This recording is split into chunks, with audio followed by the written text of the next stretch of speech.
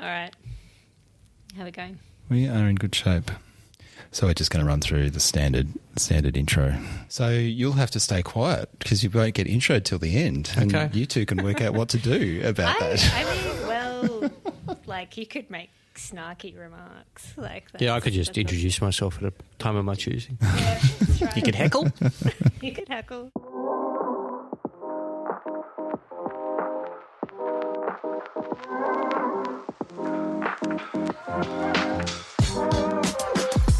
This is Let Me Sum Up, your regular deep dive into recent reports on climate and energy.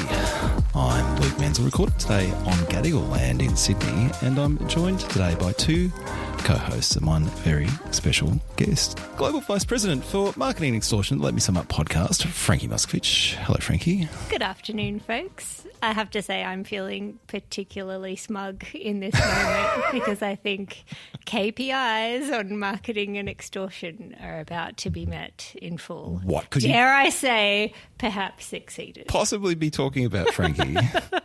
I don't know. There could be more extortion, though. This is a general access episode. There could always be more extortion to It's it. part of our commitment to public service. Well, if we can keep ourselves to time, maybe we can convince our special guest to stick around for some boko. But then I'm just laughing at myself as I even propose that idea. And there's a familiar laugh in the background. We are also joined by a man who has spent the afternoon trying to work out what we should call the COP Presidency troika now that the threesome is a foursome. Tennant Reid. G'day, Tennant. Obviously, it's got to be the Quokka. That could be, besides anything else, part of Australia's legacy to the world. And there is a man that is very well placed to take that suggestion on board and provide some rapid-fire feedback. A bloke that has recently added the COP31 President for Negotiations to his ministerial responsibilities. It is Australia's Minister for Climate and Energy, Chris Bowen. Hello, Minister. G'day. If you've sent me a report to read, I have not read it. Just getting that out there early in this podcast. What could be more worth reading than the COP? That's right. I did joke to Luke as we were leaving the office on the way through. I feel like I'm the most underprepared that I've been for a podcast. And Luke's like, I read the paper, Frankie. We just lived it like 2 weeks ago. I think we all lived it. There is the small matter of the two-pager, which I think could do with some explanation and explication, but we'll get to that. On this week's show, we reflect on the wash-up from COP30 and work through what it all means for the important role Australia will be playing in COP31. But we were reflecting on where to start the conversation, Minister, without going through the blow-by-blow of the last, 3.5 years of effort that has gone into this COP31 outcome. We were interested to maybe start the chat with where it all started, because as we know, this was an election commitment, actually, prior to the Albanese government coming to power. Where did those conversations start, and why did you elevate this as the bid for hosting a COP as something that you were keen to pursue as part of the climate and energy agenda of the incoming government? Yeah, we've been through those intros ourselves internally a few times recently. Examined your life choices. Exactly. Look, it was a 2022 election commitment to bid to host a COP. Actually, technically, we said COP in 2024. At that point, to be honest, we hadn't really quite, we were in opposition. We hadn't really sort of thought through the 5-yearly rhythms of the UN groups. But that changed pretty rapidly. But it was part of our Powering the Nation policy we took to the 2022 election. It wasn't a prominent part. It wasn't, up there in lights. It was mentioned. It was a separate submission to the Shadow Cabinet back in the day, which Penny Wong and I took. And the truth of the matter is, you remember this was about the time of the empty speech, the empty room, Glasgow, Yep. And we thought, well, we really want to restore Australia's international leadership. What better way than to bid to host a COP and really turn from, pariah to president, really. It was Penny Wong's idea to add the Pacific element. I think it was my idea to say, let's bid to host the COP, and she said, well, let's do it with the Pacific, and it went from there. Yeah, the rest is history. The rest is history. I'm glad that you initially bidded for hosting a COP in 2024 because I remember putting together a COP bid parody song that I performed at the Great Debate at the CMI Summit. That was filmed, wasn't it? It was. And Is that the nichest thing you've ever done, Luke? I don't know. We've done some I don't think so. I'm pretty, sure pretty niche you've shit. both done some pretty niche stuff. Stiff competition over here. But the 2024 rhymed in a way that 2025 would right, with a yes. key line. So, yes. But I think by the end of that year, you'd sort of decided that actually it was we changed it 2025. pretty quickly. And then I remember I think it was Sharm el Sheikh, Turkey announced they were bidding in their plenary speech, and Like 3 minutes after you. yeah. We've all got some shared history there because I remember, so Sharm el Sheikh was the first COP that I'd ever been to, and I think And mine, yours, yeah. Luke, as well. And I remember, like Tennant being like the COP Noah of the three of us. We're like, we've got to go to like all the things, and I think we were probably then like being a bit creepy and figuring out where you were going to be at certain points. Yeah, my AFP detail did have you on the list, yes. Yeah. And so, like, we're like, we have to go see the national statement because we obviously knew, like, you'd be sort of calling on that. And then because the minister from Turkey was either the immediate, like, next was very speaker close. but anyway, we all had our headphones on in the room and we hadn't, like, just upped and left. So we weren't, like, that stalkery. We weren't, like, following you straight out or anything. But then we were sort of still listening, and then, like, did he just say what we think he said by, like, warmly announcing their interest in hosting the very same COP? And it was like at that moment it was game on. Just sort of extending that kind of more recent kind of shared history. Like, all three of us were on the ground in Belém over in Brazil, and, you know, like, lots going on the ground in the negotiations, outside of it. We didn't In the fires. the very without an emergency alarm system in the complex. Yeah, I was meeting with my German minister, and a member of my AFP detail banged on the door and said, "Ministers, we're off." And I was like, "What? Seriously?" And he said, "There's a fire," and we thought it was probably a pretty minor fire at the time. And then I was talking to Ed Miliband and the German minister outside, and one of our delegation came up and said, "We think this fire's pretty serious, actually. So we suggest all ministers. We've arranged a bus, and off you go." So, yeah, it's scenes. Floods, Yep. fires. We were waiting for the plague of locusts. That didn't eventuate. Was that the moment when you realised actually having someone else take care of the logistics might not be such a bad thing? And so, like, the fire took place at about 3 p.m. And Presidency texts came out at 3 a.m. following that. Like, when ministers all some ministers got in their buses and like went off. Like, did you all go off to your separate compounds and Airbnbs? Yeah, we did. And then I remember, this might be details that our listeners don't really care about, but I remember I texted Miliband and Quokka, the European Commissioner, I don't know, 5, 6 o'clock, said we'd been told that the venue would reopen at 8. And I said, well, I'm going back if you're going back, but if you're not going back, I'm not going back for no reason. And there was to and fro about whether the delegations would go back in at 8 o'clock. In the end, we didn't go back in. We did it all remotely. But, so it was all a bit dysfunctional. I think we should circle back to that. There was a fairly heady sort of 48, 56 hours in the lead up to the final plenary. But for the purpose of this chat, we should, like, the bit of it all, like, and how that landed. Particularly, we had the reception at the Australia Pavilion on Tuesday night, and there was very clear that your enthusiasm for kind of landing the thing was strong, and you were certainly making it clear there was no guarantees at that point in the cycle. But you were really, I think the phrase you used was in it to win it. And obviously, there's a lot that happened in the subsequent, even 24 hours, right? Do you want to share what you can? Yeah, I mean, let's deal with that first. I mean, there was a rumour going around for want of a better word, that Australia was just going to withdraw and give it to Turkey, and I wasn't going to let that rumour stand because that wasn't going to happen. We were in a negotiation, and part of that negotiation is Turkey saying to us, well, we're in it to the end. We'll veto you if necessary, and by definition, if the negotiation's going to work, me saying to Turkey, well, we're in it to the end too. So it's important to send that message that, we're serious. And if it ends up with vetoing each other, that's okay. I mean, that's the key to a good negotiation. To say we can walk away from this if we have to. We'd rather not, but, if we can't reach agreement, we'll go all the way. And, I said to him, I believe I have the support of the WEOG group, which we did, but they could still veto us. And he said, well, we won't shy away from a veto. And I said, well, we won't. We likewise aren't about to step back. So that's an important part of that conversation, including the public elements of it. So, and I believe we did win.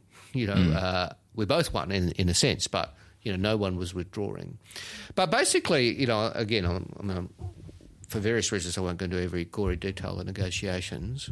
Partly because it would take too long and bore our listeners, and partly because they were closed doors. But on the Monday, so I got in on the Sunday, and on the Monday was the first meeting where I said to the Turkish minister, look, we're here for 3 days at least. Are we going to give this a go or not? We can just go back to our delegations and say we're going to veto each other and we'll end up in Bonn. I think it's a poor outcome for the world. Or we can sit down and have a good old go. And he said, well, no, I'm up for it if you are. My word's not his, but and let's see if we can reach agreement or not. And then 3 days later, we left the room. Well, we didn't see much of you outside. No, it was a very different COP for me this time because normally I'm out and about and doing events and going to plenaries and going to high-level ministerial meetings and expressing Australia's position. I took the view this time, while I was obviously my team is still checking in with me very regularly about the COP30 negotiations. I took the view that the national interest was most served by making sure we had a good outcome for COP31 because this is where Australia could have the biggest influence compared to, again, we were very much involved in COP30, but it was a very different COP this time for me because I was in that room.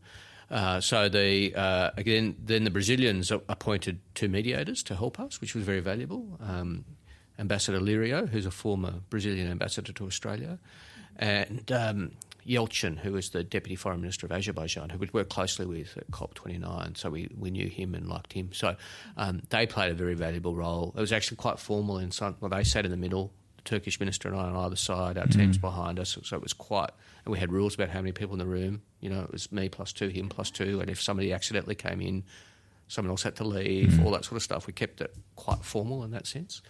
And the Brazilian and Azerbaijani representatives both played a valuable role, saying, what are your key objectives here and your red lines, and how can we see if we can find a way through this? And the result was the 2-page agreement. Where did the idea of splitting out the role of President of Negotiations emerge from? From those meetings. So, to be very honest, we had at various points thought about an outcome like this and had at various points, discussed these sorts of things with Turkey and in different modalities, because there's really 4 elements to a COP, right? The COP hosting, the pre-COP hosting, the action agenda and the negotiations.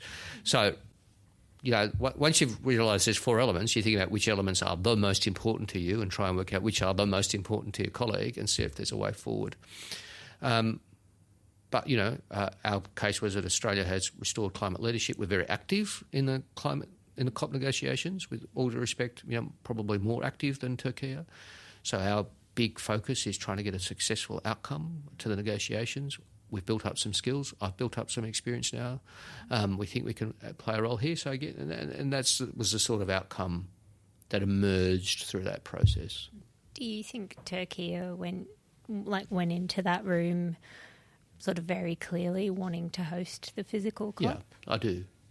And part of it, again, part of the negotiation is working out whether your counterpart is serious. Are they really going to veto us? It's a big call. Big call to walk into a plenary and say, well, they might be the choice, but we're voting to veto. I reached the view that they were deadly serious.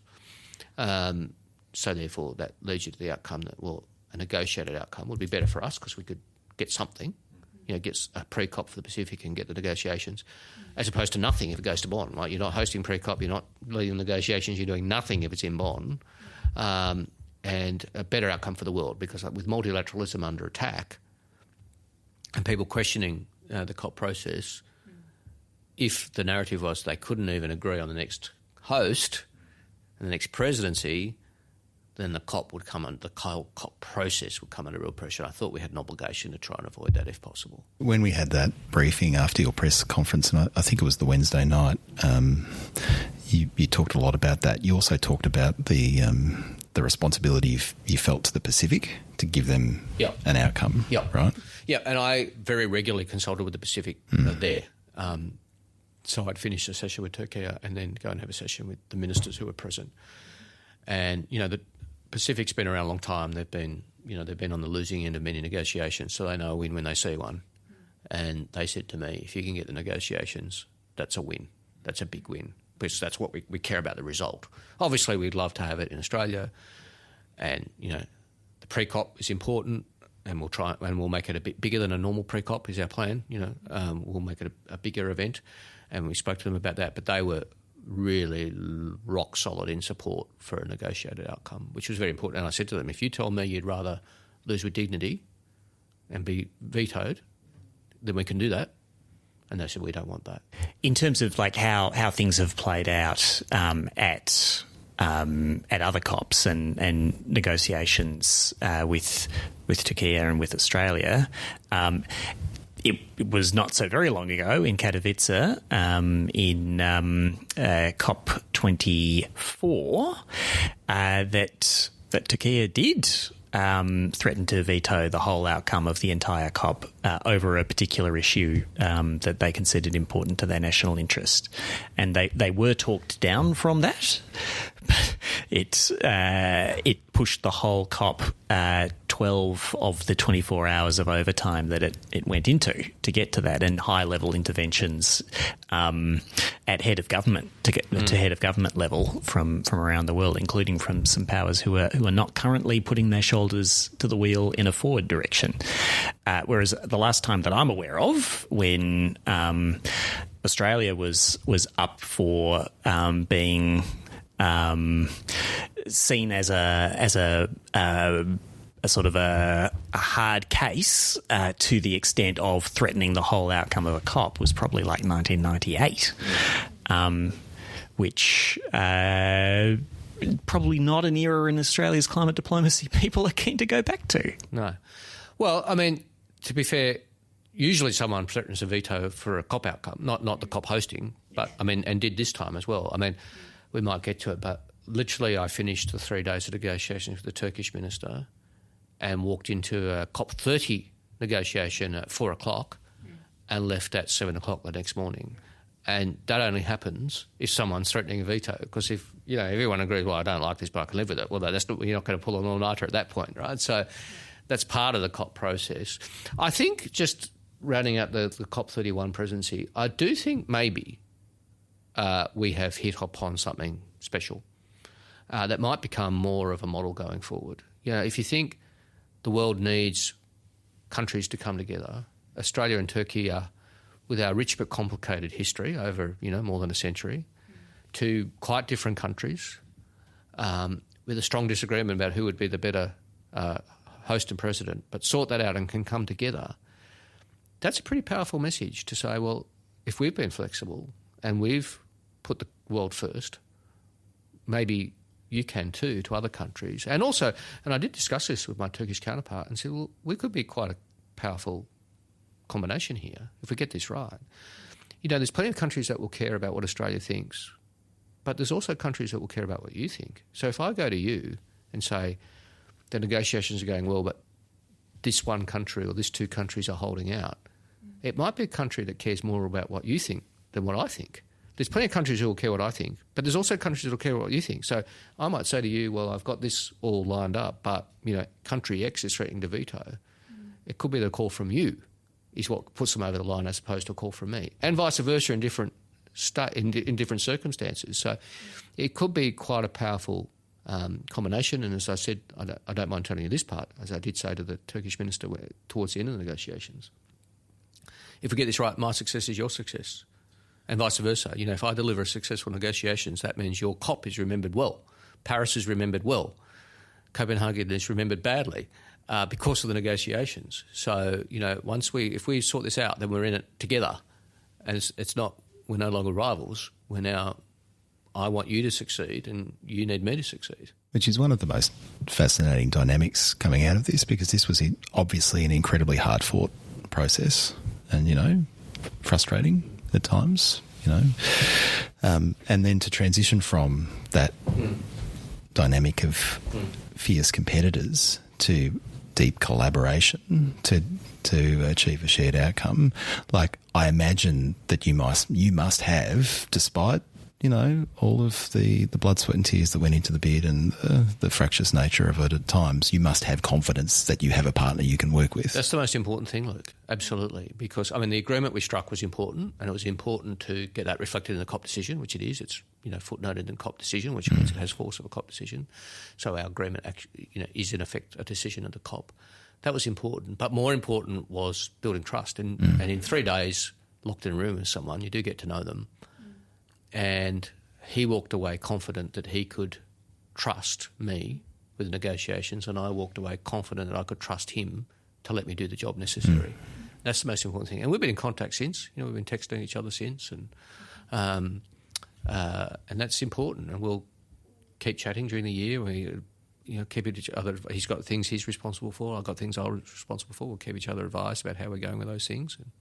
One of the things that, like, questions that immediately arose to me after having witnessed, like, a pretty extraordinary final plenary in Billing, right? Unfortunate one, yep. Very unfortunate, and sort of deeply symbolic in some ways that it was the Latin American peers of Brazil that sort of stood up and, you know, and objected and, like, caused what felt like a bit of a fraying of the process towards the end there. But I sort of immediately cast it forward and thought, that's, you know, next year, that's Minister Bowen, President COP negotiations, and Minister Karum, COP President. How are you thinking about how the two of you would navigate a situation like that? Well, I mean, I think communications is the key, always. That occurred to me too, obviously. And I think it occurred. I think at that point I was imagining him thinking, "Oh, this is quite good that Chris is going to be responsible for this one." That was. I mean, Andre would be the first to say that was unfortunate and difficult. And you know, I said to my team. My negotiator, and one of the things that, you know, gives me confidence is Australia's negotiating team. You know, our officials, who you guys know well, are so deeply respected around the world. You know, Sally Box and David Higgins and the team, so deeply respected around the world. But, you know, they said to me, we saw this one coming, you know, because it was all about adaptation, and the whittling down of the indicators to 50 from 100 was always going to be deeply problematic. So I have some confidence that when we're in the chair, you know, we will be able to identify those issues early and work them through without it getting to the floor of the plenary. One of the things that's happened, it seems like increasingly frequently in COP closing plenaries over the past decade or so, is like, it's a consensus-driven process. But there's been a little bit of wiggle room for because the president defines what consensus is. Exactly, yes. and sometimes that has, like, I think the least wiggle room was seen with the most consequence probably at Copenhagen, where 2 or 3 Bolivarian countries sort of stuck the final knife into the Copenhagen Accord. Whereas when Espinosa was president, she said consensus is not unanimity. Yes, yes. And there was, like, last year at Baku, what appeared, although it was kind of clarified by India this year not to have been an objection with intent to stop the outcome, but it appeared that the finance decision was sort of gavelled through while pretending not to see that there was an objection. This year, the president appeared to be just trying to sort of barrel through and was brought up short in excruciating specificity. Like, has the wiggle room evaporated? Is consensus going to be an even harder thing to navigate? Look, I think it's too early to tell, but I think, you think you should always be very careful about gavelling anything through, because it just builds such bad will. Yeah. So we'll see how it pans out, but my intention is to avoid that. By early and strong engagement and understanding key countries and groups' red lines and finding ways through it. That's my best answer. One of the criticisms that has been levelled at the Brazilians in sort of tackling the negotiations the way they did, and it was an unusual COP in that sense, in that they took a lot of things behind closed doors. Like, there weren't very many like open negotiating sessions where all parties were engaging with each other. Like, on those core political issues. On the Big Four, which turned into the Mutirao, which turned into the cover text kind of decision. And much of that kind of was taken behind closed doors, shuttle diplomacy and things like that. And I just wonder, you're clearly a study of COPs and the way that different, presidencies have gone about it. But, like, are there kind of key notes you're taking from now having kind of been pretty actively involved in a few of these? Well, I mean, again, I'm not going to sort of run through how I envisage the year panning out in full detail, because there's a lot of consultations to go. But we demand a simulation exercise. But I do like the detail. It would be my intention to be as transparent as possible. No, that it's always, by definition, it's a closed door negotiation, right? Believe me, you do not want to be there at 2:00 in the morning inside the room. But you can be as transparent as you can be about the objectives and the sorts of issues. It's a party-driven process, as most COP presidents would say, but one that can be guided. And the more transparently you can guide it, the better. Under your hand on the table there is a 2-pager which sets out the famous 2-page document. The famous 2-pager. Turkey-Australia partnership modalities. Indeed. There's quite a bit in there. It's not a true COP document unless it has the word modalities on it. So true. Modalities with a footnote. Love it. A footnote in the title is quite an achievement, yes. Yeah. There's about an hour spent on that. Yeah. So I've sort of been... I never had the need to do this before, but sort of like in terms of those different elements that you were describing that it's part of the presidency, like the two kind of very active ones, obviously there's the hosting of the pre-COP and the COP, and they're important, but in terms of like the tools that you have to deploy, you have the negotiations and you have the action agenda. And the ideal version of this is that a presidency is aware of all the buttons that they have on the console and is able to kind of use those two pathways in complementary ways. And sometimes there are things that start in the action agenda and land in the negotiations, but certainly you want kind of an integrated strategy. We've effectively got two people at the console. So I'm interested in your thoughts about how you're going to navigate like a cohesive strategy across the negotiations and the action agenda, because as we know, as the Paris rule book has become more and more settled, there are important matters to prosecute through the negotiations, but equally the action agenda is becoming increasingly important as a vehicle for ambition and momentum in terms of the actual the outcomes that in terms of mitigation and adaptation that we're also passionate about. Look, I mean, I think the most important thing there is not so much the agreement, but the cooperative relationship built up, which is real, as we've discussed, and the most important thing. So we have the negotiations, they have the action agenda, but they will consult us about the action agenda, because I said to him, we did have things in mind for Adelaide, so, it's yours, but there are suggestions we would have. He said, great, I'll need the help. So we will collaborate on how they interact. I mean, I need to know what's on his mind in the action agenda so I can think about how that plays into the negotiations and vice versa. I'm confident that that'll be okay. And again, that'll be based around not so much what's written here on the piece of paper, as important as that is, but the spirit of, his success being my success and vice versa. That, if the action agenda is successful, that helps me. If the negotiations are successful, that helps him. So it's in both our interests to be helping each other.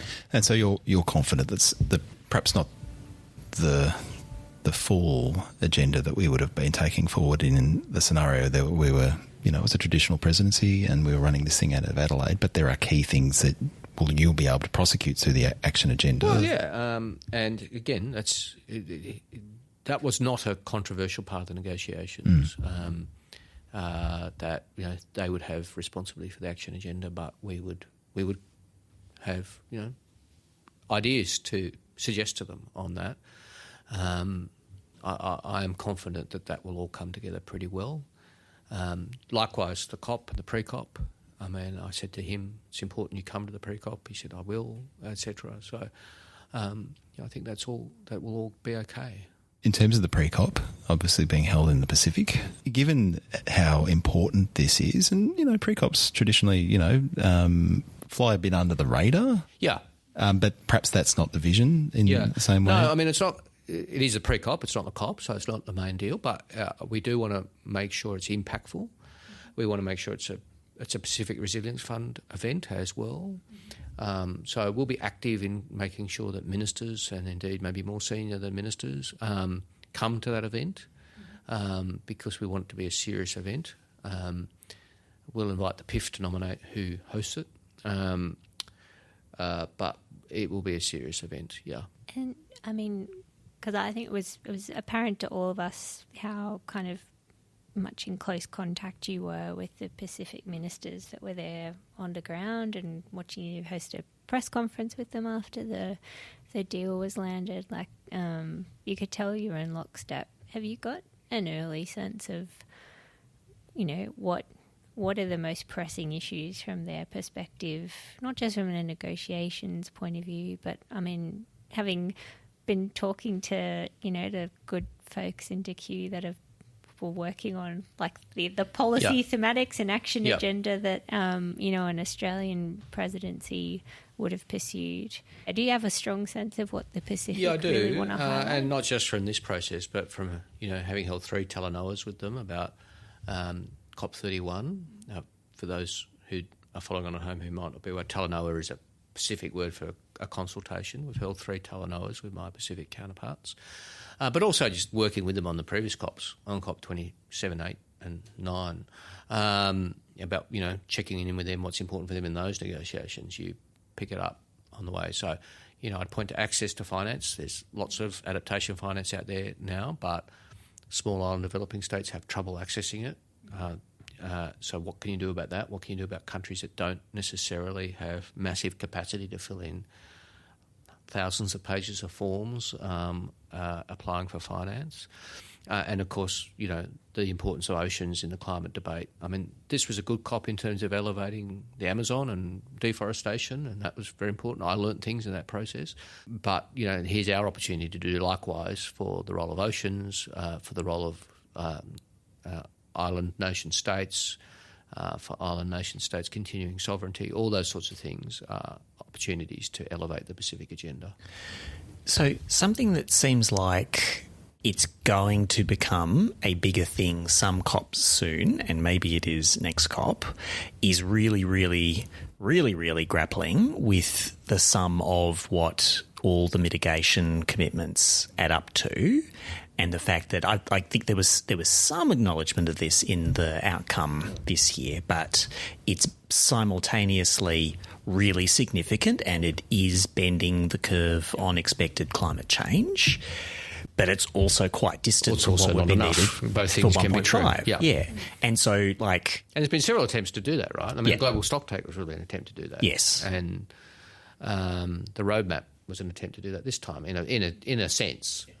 So no doubt that will continue to be a factor. Yes. But it's like for a COP with a very strong Pacific role in it and focus in it, that is both like incredibly important, but also if like language about overshoot has started to be recognised in some of these processes, but still sort of, no more detail than saying it should be as short and as low an overshoot as possible.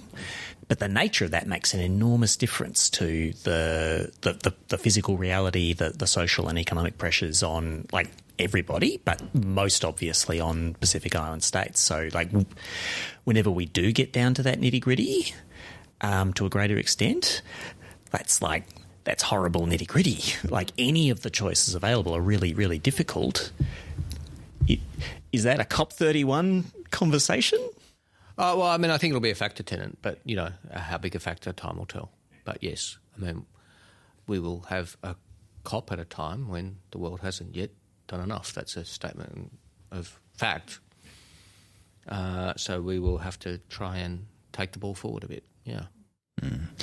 Just in terms of the outcome and where it landed, there's quite a lot of energy and enthusiasm that had developed among advocates, stakeholders, people that were sort of starting to lean in on the idea of a COP being hosted in Adelaide and kind of the opportunities that would provide both to build momentum here at home, but also make a contribution to the global conversation. Some of those ideas, can be carried forward in this, this novel and innovative world that we find ourselves in, of Australia playing a significant role, but the COP being hosted in Antalya. Others, make less sense if the physical COP isn't hosted here. What are your reflections or messages to the folk that will be listening that, I don't think it's too strong a word to say that some of our friends in this space are going through a bit of a grieving process around all of this. And, it would have been great. It would have been fantastic to have it in Adelaide. And that was always the preferred, best outcome, but it wasn't to be. But keep the ideas coming. I mean, what does the document say? It says, building on the efforts of the COP30 Brazilian presidency, Turkey and Australia working together and with Pacific Island countries to strengthen and elevate the action agenda. So, they're pretty good words to have in there, like about the action agenda. And so if there are ideas, me and my team, very happy to hear them. I think it was significant to lots of us that saw Australia sign on to the Belém Declaration to transition away from fossil fuels. Like looks like the strongest sort of statement that Australia's made yet in the sort of multilateral forum, and noting how contested that was in the final plenary. I guess I'm interested in your early kind of thinking about how that conversation's likely to evolve next year, right? You've got this kind of environment in the negotiations where the US is absent. The EU presented a little more fragmented than they have in the past because of the nature of, just elections that have happened in member states, meaning they, certainly from talking to Europeans on the ground, felt a bit disappointed the way they showed up in some respects. So you're inheriting the presidency at a time where some of the strongest advocates for ambition and progress there are not as present and shoulder to the wheel forward. So given the fossil fuel declaration came through the action agenda, do you see Turkey picking that up and running with it? Do you feel like Australia should be an active proponent, given we've signed up to it? Yeah, see, I mean, the way I see it, I actually see it as a much more natural progression from Dubai, where the world first signed up to transition away from fossil fuels. That was our suggestion. So I said to the COP president at the time, okay, I understand you can't get phased down or phase out. I understand that's impossible. How about transition away from? That was at 11 o'clock one night. And he said, maybe we could do that. And that was for the Pacific land, was from the PIF, right? So it went from the PIF to Australia to the COP president and then became the COP decision. So that means Saudi Arabia signed on and Russia, everyone signed on. So nothing surprises me really in Australian politics, but when I came back and that was an issue in the House of Representatives, I was like, well, hang on, Saudi Arabia's signed on to this and you can't? Liberal Party, you know? Those softies in Saudi That's Arabia. right, those woke warriors. So I see the Dubai Consensus as the big turning point there. And really the BLM Declaration is really just saying, well, now we've all agreed to this, let's have a roadmap about how we're going to do it. 80 countries didn't sign on the BLM Declaration, but 80 countries did call for a roadmap away from fossil fuels. More than 80. I think it got to more than 90 eventually. So I see it as more just a natural, not even a progression, but a locking in of what we decided in Dubai to make sure it becomes a reality. I mean, that immediately raises kind of what many of us observed as a rearguard action against the consensus in Dubai, and that's surely something... And that's an ongoing issue, but the fact of the matter is it was the Dubai Consensus. Every country, every party to the COP signed on to it. So it shouldn't be that controversial. I mean, if you're not transitioning away from fossil fuels, what is it for? What is this process for? Maybe the Saudis have been reading Hansard and got second thoughts after. And, let's be clear about... And again, from the other side, you get the criticism to say... On the other side, you get the criticism about, you're doing this or that, so you're not transitioning. Well, transition means gradual, by almost definition. It means renewables increase and fossil fuels decrease over time. It doesn't mean... every single thing is renewables, and it's a transition away from is carefully chosen language to reflect this is hard work. It's not going to happen overnight. Every step needs to be a step forward, but that doesn't mean that we can get rid of fossil fuels tomorrow, or that there isn't a place for making sure gas is firming up renewables, etc., etc., etc. So, but the transition away from is what it's all about. It will be fascinating to see. It is clearly going to be another push to get that into negotiated text. At next year's COP, there was a push this year. That kind of, blew up a bit spectacularly. So, look, all I'd say about that is, as negotiations president, it's our job to talk to all sorts of people, not just people. You don't develop a successful negotiation by just talking to people you agree with all the time. That's going to lead to a pretty obvious outcome. There are countries around the world which I'll be sort of talking to in the lead up about, what are you trying to achieve? Here's what we're trying to achieve. How could you, maybe we could work on this. Very similar process to what we just did with Turkey. A long way apart from each other to start with, but... The language that was agreed in Dubai under a presidency that was is a important member of the Arab group of negotiating parties and a significant fossil fuel producer, and maybe that helped with finding that consensus.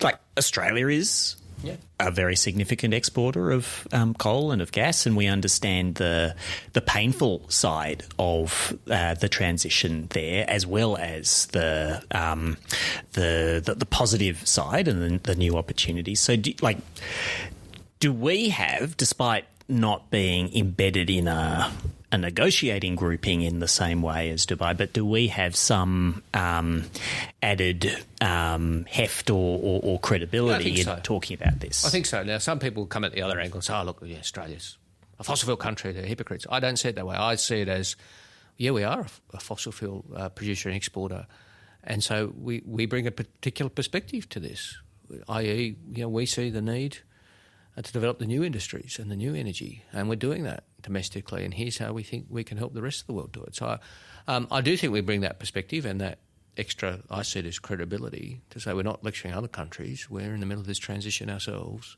and we know how hard it is. And I find that's a pretty common feature of international negotiations, it's very different to domestically.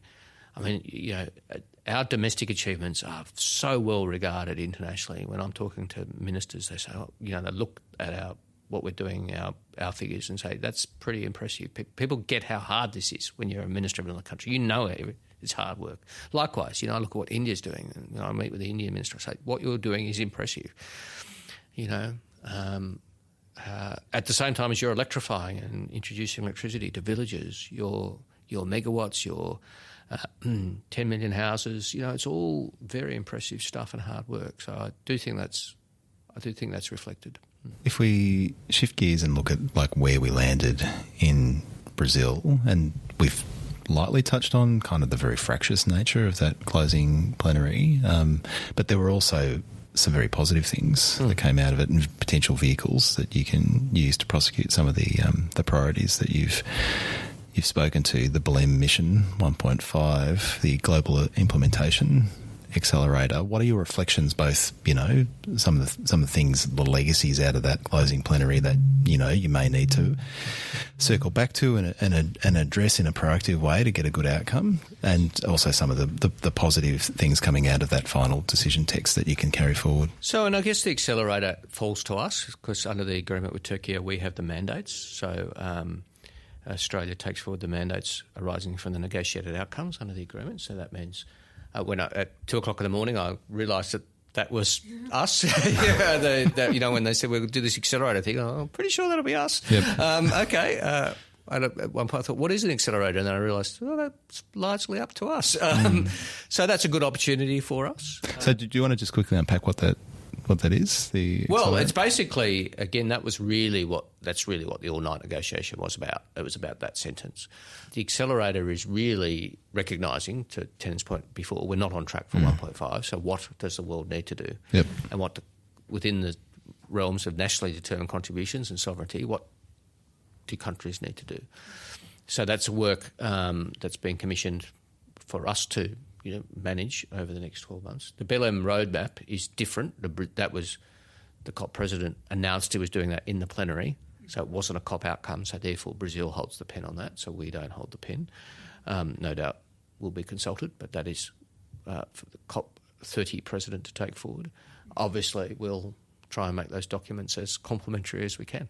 There were other options that, that were sort of presented before this, the implementation accelerator was the thing that was landed on. Like there were options around, I think it was like an annual review process to examine, I guess controversial. the gap in NDCs and BTRs to 1.5, and put another reliance on parties to then come to COPs or to the UNFCCC with plans on how they're going to bridge that gap, and that was controversial because it was sort of, some parties chose to frame that as a change to the policy cycle of Paris, which feels like a bit of a overstatement. Right. But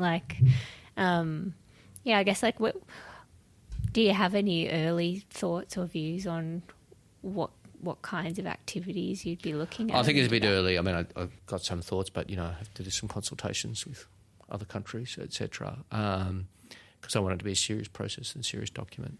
But the name's in the tin. It's got to accelerate action and encourage countries to do things sensibly. Noting one of the most sensitive things is countries say, hang on, the N stands for nationally determined. So...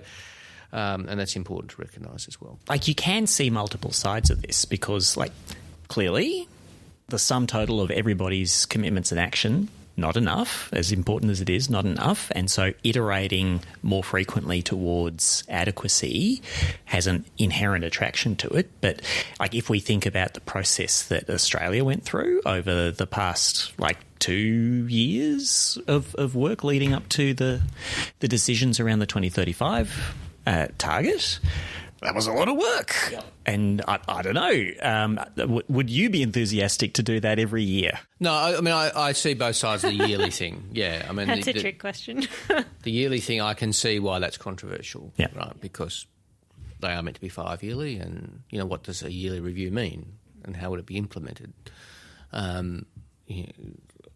Again, I was in the room for some quite heated debates around that, and that's one where I could actually see both sides of the argument.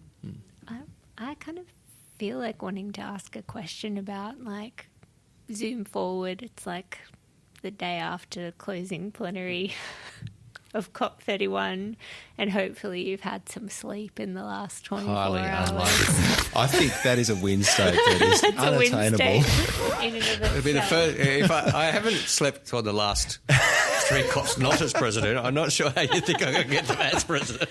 I think aspirational goals. You reckon it's going to be so smooth that we're all in bed at 8 o'clock on the second? I finished on the Wednesday, just like Brazil was going to. Well, Yeah, and Dubai that's was right. going to. That's right. Anyway, we love that for you, Minister. Yeah. But like, what does satisfaction look like to you? Look, just again, it's too early for me to be definitive because there's a lot of other countries that I need to talk to, but a good, solid step forward. People say, well, they didn't solve all the world's problems and it wasn't perfect, but, this was clearly progress. I'm always about progress. And that, this was things that have been difficult in the too hard basket. They had they made progress on. And it sounds like there's 2 reasons that you're hopeful for that outcome. There's like the substantive progress of kind of getting something done, but there's also demonstrating that multilateralism has a beating heart. 1 is important and 2 works, yes. Yep. All right. Well, I guess it's going to be an interesting 12 months, Minister. Yes, indeed. And yes, contrary to rumours, perpetuated by some, domestic policy remains the focus. There's a bit of that. There's plenty more to do. We're ready to read some papers. I have an iPad and Teams meeting on the iPad, so there's plenty. If you can't ride 2 horses, you shouldn't be in the circus. Indeed. Well, we need to tell our listeners that we are once again, for our end of year episode, going to be watching a movie, right? Yes. There's going to be a poll. Tennant gets his way at Soylent Green. Yeah. Soylent Green. Its time has come. There's a rearguard action against the UAE consensus. There's an even stronger rearguard action against Soylent Green, I can report, Tennant, based on Tennant my Reid, soundings. president of movie negotiations. Well, my record's not one of success. But there will be a poll that emerges. But we wanted to give you the opportunity, Minister, to stick your oar in. I don't know if there's a movie that's top of mind that you think that this podcast needs to address with some alacrity. Well, I'm afraid the movie I would suggest hasn't been made yet. COP31. No. Well, I think basically every Ian McEwan book has been turned into a movie, and Sure. his latest book is climate fiction, which I quite enjoyed, What We Can Know. It's hot off the presses. I read it recently. It is about climate change, so inevitably to be turned into a movie, just not probably in time for your 2025 movie club. But I would recommend the book. It's not just about climate change. There's a whole lot of other things going on, but it's clearly, you work out pretty early. It's set in the future. And there's climate change has played out in a negative way.